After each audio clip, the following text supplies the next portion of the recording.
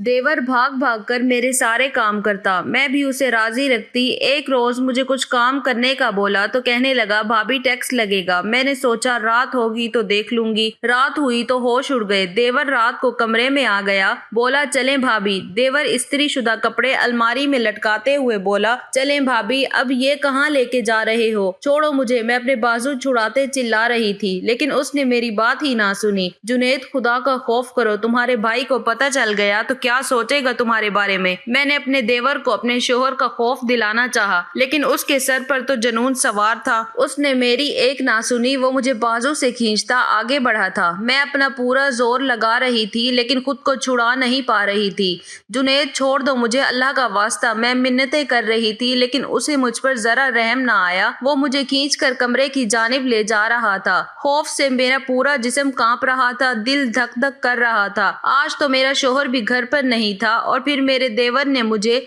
कमरे में धकेल दिया और दरवाजा बंद कर दिया। मैं फटी फटी निगाह से दीवार की जानिब देख रही थी। जुनैद मेरी जानिब बढ़ रहा था। मैं फिर से रोने लगी, मुझे जाने दो प्लीज। और फिर मेरी आवाज गले में ही अटक कर रह गई। उसने जोरदार थप्पड़ मेरे गाल पर रसीद किया। मैं तो हक्का बक्का रह गई। मुझे अपने देवर से ऐसी उम्मीद नहीं थी। अभी कल ही की तो बात थी जब देवर मेरे सामने नजरें झुका कर रखता था। कभी उसने आंख उठाकर मुझे देखा नहीं था, और आज वो क्या करने जा रहा था मेरे साथ, ये सोच कर ही मेरी रूह डर गई। और मैं अपनी साबका जिंदगी के बारे में सोचने लगी कि ऐसी कौन सी गलती हो गई थी मुझसे जो देवर मुझे यहाँ तक ले आया। मेरी शादी ऐसे इंसान से हुई थी जिसका आगे पीछे कोई नहीं था, सिवाय एक छोटे से भाई के। ना कोई बहन, ना रिश्तेदार। जब मेरा रिश्ता आया तो मैं बहुत खुश थी। लड़का अच्छी जॉब करता था, मुझे सास नंदों से भी वास्ता नहीं पड़ना था। चुनाचा मैंने हाँ कर दी। मैं अपनी शादी पर बहुत खुश थी। सब कुछ मेरे मुताबिक हुआ था। मेरा शोहर अच्छा इंसान था, वो ज्यादातर मसरूफ रहता था। मेरे एक 14-15 साल का देवर था जो स्कूल में पढ़ता था। मेरे शोहर ने बताया कि उसकी गैर मौजूदगी में सारा काम देवर करता है। उठकर अपने लिए और अपने बड़े भाई के लिए नाश्ता बना दिया करता था। इतवार वाले दिन मशीन लगाकर कपड़े धो देता। 2 दिन बाद पूरे घर की सफाई कर देता। शाम का खाना बाहर से ले आता। वो पढ़ने में भी अच्छा था, इसलिए रात को अपने लिए चाय बनाता था। अपने भाई के लिए भी बना लेता। मैं ये सब सुनकर हैरान रह गई। वो सीधा साधा मासूम सा लड़का काफी मेहनती था। फिर मेरे शोहर ने मेरा हाथ थामते हुए कहा कि मेरा भाई बहुत छोटा था जब माँ बाप एक हादसे में हमें छोड़कर चले गए। अपना और अपने भाई का पेट पालने के लिए मैं काम करने लगा। मेरे भाई को कभी माँ बाप का प्यार नहीं मिला। वो अल्लाह के करम से पल गया और अब मुझे संभाल रहा है। मैं सिर्फ पैसे कमाता हूँ, लेकिन घर कैसे बनाते हैं ये मेरे 14-15 साल भाई को अच्छे से पता है। अब तुम आ गई हो ना, तो उसका ख्याल रखना, उसे अपने छोटे भाई या बेटे जैसी मोहब्बत देना। मैंने ये सब बातें खामोशी से सुन ली और अपने शोहर से कहा कि फिक्र मत करे, मैं सब संभाल लूंगी। लेकिन सच बात तो ये थी कि मुझे थोड़ा गुस्सा आया कि मेरा शोहर अपने भाई की तारीफें ही किए जा रहा था। खैर, अगले दिन मेरी आंख देर से खुली। देखा तो शोहर जा चुका था। मैं बाहर आई तो देवर को किचन में चाय बनाते देखा। आजकल उसके इम्तिहानात हो रहे थे और वो खूब दिल लगाकर पढ़ रहा था। उसे देखकर मेरे जहन में ख्याल आया और मैंने फौरन अमल करना जरूरी समझा। जुनैद, मैंने उसे प्यार से पुकारा। जी भाभी, उसने फौरन अदब से जवाब दिया। उसकी नजरें झुकी हुई थीं। उसके चेहरे पर मुझे खौफ दिखाई दे रहा था। मैंने सुना है तुम नाश्ता बहुत अच्छा बनाते हो, मैं भी तुम्हारे हाथ का नाश्ता करना चाहती हूँ, मुझे कराओगे नाश्ता? मेरी बात सुन के उसने हैरत से सर उठाकर मुझे देखा। उसकी आंखों में हैरानी थी। आप बैठे, मैं अभी बना देता हूँ। वो खुश हो गया और फिर खुशी खुशी नाश्ता बनाने लगा। मेरा प्लान कामयाब हो चुका था। मैं अंगड़ाई लेते अपने कमरे में वापस आकर अपने बेड पर लेटकर मोबाइल चलाने लगी। 10-15 मिनट के बाद ही जुनैद गर्मा गर्म नाश्ते के साथ हाजिर हो गया। मेरी भूख तो एकदम से बढ़ गई। खुशबू तो बहुत अच्छी आ रही थी। मैंने तारीफ करते हुए कहा, भाभी आप पहले खा कर देखें, फिर बताइएगा कि ये पराठा कैसा बना है, और ऑमलेट भी। उसके चेहरे पर मासूम बच्चों जैसी मुस्कान थी। मैं दिल ही दिल में हंसती और खूब अच्छे से नाश्ता किया। उसके बाद मैं फिर सो गई। जब उठी तो लंच टाइम था। गर्मियों का मौसम था और अब मेरा कुछ भी बनाने को दिल नहीं कर रहा था। मैं कुछ सोचते हुए कमरे से निकली और जुनैद के कमरे की तरफ बढ़ी। वो पढ़ रहा था। मैंने उसे कहा कि नाश्ता तो बहुत अच्छा बना था, अब ऐसा करना लंच भी तुम बनाना, बिरयानी बना लेना, तुम्हारे भाई भी शौक से खाते हैं और मैं भी तुम्हारे हाथ की बिरयानी بریانی چکھ لوں گی، اس کے بعد سارا کام کرنا ہے۔ یہ بات سن کر اس کے چہرے پر پریشانی ابھری۔ بھابھی وہ دراصل میرا کل پیپر ہے۔ خیر چلے میں کوشش کرتا ہوں۔ میں جانتی تھی وہ میری بات نہیں ٹال سکتا، اور ویسے بھی اس نے پڑھ لکھ کر کون سا افسر لگ جانا ہے۔ اسے بریانی کا بول کر میں اپنی دوست کے ساتھ شاپنگ پر چلی گئی۔ 3 گھنٹے بعد لوٹی تو سارا گھر چمک رہا تھا۔ میں سمجھ گئی کہ صفائی میرے دیور کی کمزوری تھی۔ وہ گھر کو گندا نہیں دیکھ سکتا تھا، اور پھر میری یہی روٹین چلنے لگی۔ اکثر شوہر بنا ناشتے کے ہی چلا جاتا، کبھی کبھی میں اسے ناشتہ بنا دیتی اور اکثر میرا دیور بنا دیتا۔ اس کے میٹرک کے پیپر ہو گئے تھے اور اب وہ فری ہوتا تھا تو سارا گھر کا کام بھی وہی کرتا تھا، کیونکہ میں تو ناشتے کے فوراً بعد سو جاتی اور اٹھ کر اپنے کمرے کی صفائی کر لیتی۔ شام کا کھانا بھی دیور بناتا تھا، اور شوہر کے آنے پر میں روٹی بنا لیتی اور چائے بھی، جس سے شوہر کو لگتا کہ سارا کام میں کرتی ہوں۔ ہفتہ بعد کپڑے میرا دیور دھو دیتا، وہ خاموشی سے سارے کام کر لیتا۔ میرا دیور اب کالج جانے لگا، اس کا قد کاٹ مزید لمبا ہو گیا، لیکن ابھی میں اس سے کام کرواتی تھی، اسے کہنے کی ضرورت نہیں پڑتی تھی۔ اب وہ اکثر دیر سے گھر آتا تھا۔ ایک دن وہ میرے پاس آیا، کہنے لگا کہ کل میں نے فیس جمع کروانی ہے، آپ رات کو بھائی سے بات کر لینا، میں ذرا دیر سے گھر آؤں گا۔ اس کی بات سن کر میری بھویں سکڑ گئی کہ اب اسے پیسے دینے تھے۔ کالج کی فیس کم از کم 1 لاکھ تو ہوگی نا، اور میں ایسا بالکل بھی نہیں چاہتی تھی کہ میرا شوہر فضول میں اتنے پیسے اپنے بھائی کو دے دے۔ چنانچہ میں نے شام کو شوہر کو بتایا ہی نہیں، اور صبح ہوئی تو دیور نے فیس کا پوچھا۔ میں نے جھوٹ بولا اور کہا کہ تمہارے بھائی کہہ رہے تھے کہ ہاتھ ابھی تنگ چل رہا ہے، اس لیے پیسوں کا انتظام نہیں ہو سکا۔ یہ سن کر دیور پریشان ہو گیا، اس کا منہ لٹک گیا اور وہ خاموشی سے چلا گیا۔ میں نے سکون کا سانس لیا، اور اس کے بعد دیور نے دوبارہ شوہر سے کوئی بات نہ کی۔ وقت گزرتا گیا، میں بھی اپنی زندگی میں مصروف ہو گئی اور دیور بھی۔ البتہ جس دن جس وقت مجھے دیور فارغ ملتا اسے کام پر لگا دیتی۔ مجھے شروع ہی سے کام کرنے کی عادت نہیں تھی، بلکہ یوں کہہ لیں کہ میں کام چور تھی۔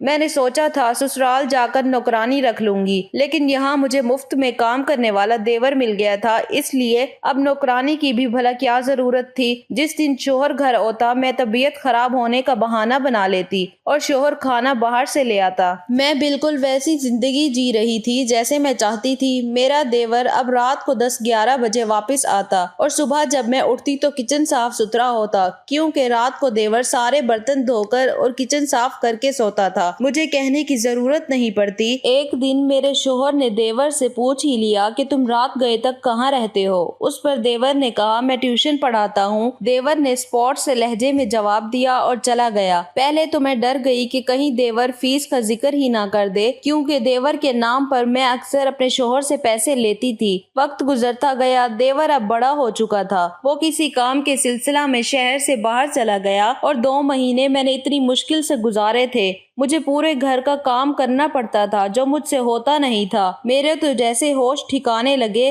دیور نے گھر کو جانے کیسے سنبھال رکھا تھا، ہر چیز پرفیکٹ ہوتی تھی، اب ہر جگہ برتن بکھرے رہتے تھے۔ وقت یوں ہی پر لگا کر اڑ گیا۔ دیور لمبے عرصے کے لیے گھر سے غائب رہا۔ کبھی کبھار دیور سے فون پر بات ہو جاتی تو کہتا بھابھی راولپنڈی رہتا ہوں، پڑھائی جیسے ہی ختم ہوگی واپس آ جاؤں گا۔ 5 سال بیت گئے، شوہر کبھی کبھار اس سے جا کر مل آتا تھا، اور پھر ایک دن دیور واپس آ گیا۔ میں پہلی بار اس کے گھر آنے پر خوش ہوئی۔ میں نے اس کی خوب آؤ بھگت کی، اچھا کھانا کھلایا، اس کا ہر طرح سے خیال رکھا۔ دیور بھی بہت خوش نظر آ رہا تھا، وہ پہلے سے کافی نکھر گیا تھا۔ شام ہوئی تو میں نے دیکھا دیور اپنے کپڑے استری کر رہا تھا۔ میں نے اسے کہا کہ میری طبیعت ٹھیک نہیں ہے، آج تم اپنے بھائی کے بھی کپڑے استری کر دو۔ دیور نے یہ بات سنی اور کہا کہ بھابھی اس کام کا ٹیکس لگے گا اور فائل بھی جمع کرانی ہوگی۔ اس کی بات سن کر میں ہنسی، مجھے مذاق لگا، مجھے لگا مذاق کر رہا ہے۔ چنانچہ میں نے کہا کہ ٹھیک ہے، میں ٹیکس ادا کر دوں گی۔ سارے کپڑے استری کر دیے، اور پھر جیسے ہی شام ہوئی تو مجھے اندازہ نہیں تھا کہ میری زندگی کی سب سے خوفناک رات بننے والی ہے۔ شام ہوتے ہی دیور میرے کمرے میں آیا اور کہا کہ چلیں بھابھی فائل جمع کروائیں۔ وہ کافی سنجیدہ تھا، لیکن مجھے حیرت ہوئی کہ کس فائل کی بات کر رہا ہے۔ کون سی فائل؟ میں نے حیران ہوتے ہوئے پوچھا۔ یہ تو آپ کو آفس پہنچ کر ہی پتہ چلے گا، دیور نے سنجیدگی سے جواب دیا۔ اگر یہ مذاق ہے تو میرے پاس بالکل بھی ٹائم نہیں ہے، مجھے ضروری کام ہے۔ میں نے لاپرواہ انداز میں کہا اور اپنا بیگ اٹھاتی کمرے سے باہر نکل آئی، لیکن دیور نے آگے بڑھ کر جھٹکے سے میرے بازو تھام لیے۔ مجھے تو جیسے کرنٹ لگا تھا۔ جس دیور نے کبھی مجھے نظر اٹھا کر نہیں دیکھا تھا، اس نے آج مجھے چھوا تھا، اور وہ بھی اس طرح کہ یہ بہت بڑی بات تھی۔ یہ کیا بدتمیزی ہے، چھوڑو میرا ہاتھ، میں نے روتے ہوئے کہا۔ چھوڑ دوں گا، پر پہلے سارے حساب کرنے ہیں۔ دیور کا انداز کچھ ایسا تھا کہ میری ریڑھ کی ہڈی میں سنسناہٹ ہو گئی۔ میں نے خود کو چھڑانے کی بہت کوشش کی، لیکن دیور مجھے کھینچ کر کمرے کی جانب لے جانے لگا۔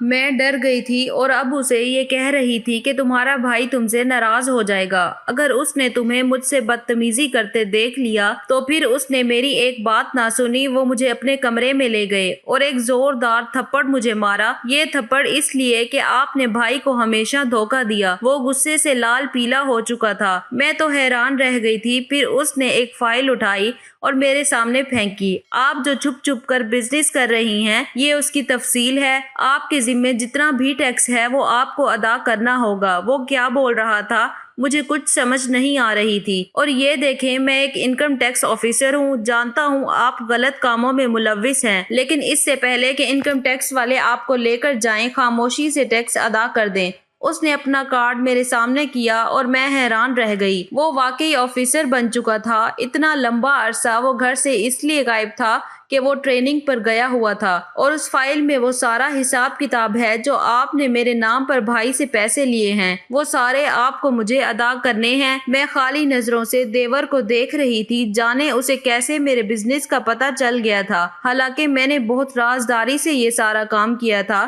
جانتی ہیں، جب آپ پہلی بار اس گھر میں آئی تھی تو میں نے آپ کو بھابھی نہیں ماں سمجھا تھا۔ میں پیار کا بھوکا بچہ تھا، میں تھک گیا تھا اپنے نازک ہاتھوں سے کام کرتے کرتے، پر آپ نے کیا کیا، آپ نے مجھے نوکر بنا لیا۔ دیور کی آنکھوں میں آنسو دیکھ کر میرا سر شرم سے جھک گیا۔ میں جانتا تھا اگر میں نے انکار کیا تو آپ مجھ سے نفرت کریں گی، بھائی کو میرے خلاف بھڑکائیں گی، اسی لیے میں خاموشی سے آپ کی ہر بات مانتا گیا۔ یہ کیسا آئینہ دکھا رہا تھا وہ آج مجھے، میں تو جیسے زمین میں گر گئی تھی۔ آپ چاہتی تو نوکرانی رکھ لیتی، پر نہیں، آپ کو مفت میں نوکر جو مل رہا تھا۔ خیر، یہ وقت ان باتوں کا نہیں ہے۔ میرے آفس والوں نے یہ فائل مجھے دے دی ہے، وہ آپ کو گرفتار کرنا چاہتے تھے۔ میں نے ان کی منتیں کی ہیں کہ میں آپ کو منع کروں گا، کیونکہ میں نہیں چاہتا کہ آپ کی وجہ سے میرے بھائی کی بدنامی ہو۔ اور یہ سنتے ہی میں پھوٹ پھوٹ کر رو دی۔ جانے کیوں میں پتھر دل بن گئی تھی۔ میرے اندر لالچ آ گیا تھا۔ میں نے اپنی دوست کے کہنے پر شوہر سے چھپ چھپ کر بزنس کیا تھا، لیکن میں جانتی تھی کہ غلط کام تھا، پر لالچ نے مجھے اندھا کر دیا۔ اب وقت یہی تھا کہ میں توبہ کر لیتی، اپنے دیور سے بھی معافی مانگ لیتی اور سارے پیسے اسے دے دیتی۔ چنانچہ میں نے ایسا ہی کیا، سارا حرام کا پیسہ انکم ٹیکس والوں کو دے دیا، دیور سے معافی مانگی۔ دیور کا یہ احسان کافی تھا کہ اس نے شوہر کے سامنے میری عزت رکھی تھی، اور پھر اس دن میں سدھر گئی۔ پیسہ تو آنی جانی چیز تھی، اصل چیز تو رشتے تھے جو اب میں کھونا نہیں چاہتی تھی، نہ شوہر کو، نہ اپنے بھائیوں جیسے دیور کو۔ تو یہ تھی ناظرین ہماری آج کی کہانی۔ کہانی اگر پسند آئی ہو تو کہانی کو لائک اور شیئر کر دیجیے گا، اور میرے چینل کو سبسکرائب کر لیجیے گا تاکہ مزید اس طرح کی کہانیوں کا نوٹیفیکیشن آپ کو بر وقت ملتا رہے۔ ملتے ہیں ایک نئی ویڈیو کے ساتھ، تب تک کے لیے اپنا خیال رکھیے گا، دعاؤں میں یاد رکھیے گا۔